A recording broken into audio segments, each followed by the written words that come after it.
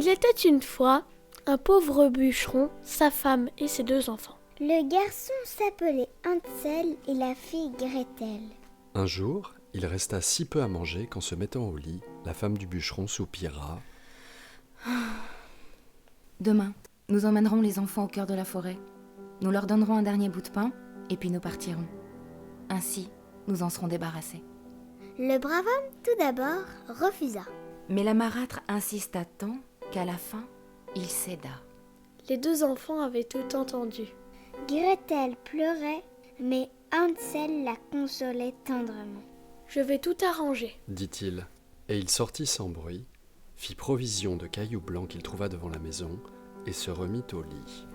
Au matin, le bûcheron et sa femme emmenèrent les enfants dans la forêt.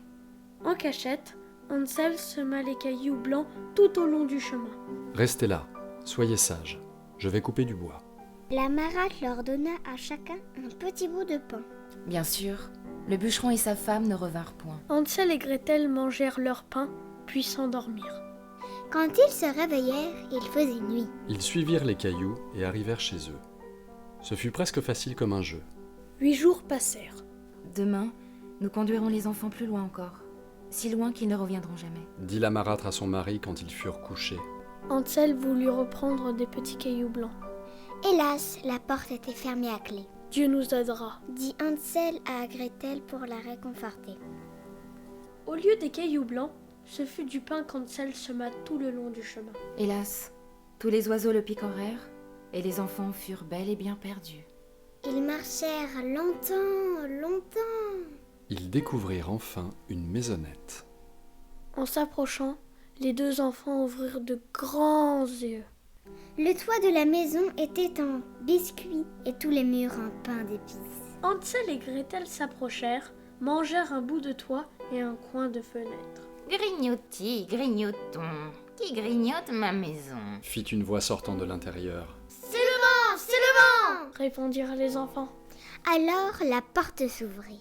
Une très vieille femme apparut. Hansel et Gretel sursautèrent. Ne craignez rien, Dit la vieille en leur prenant la main. chez moi vous serez bien et n'aurez jamais faim. En réalité, la vieille était une très méchante sorcière. Elle empoigna Hansel et l'enferma derrière une grille. Tu feras la cuisine pour ton frère. Dit-elle à Gretel. Quand il sera bien gras, je le mangerai. Quelques jours plus tard, la sorcière décida qu'Hansel était à point.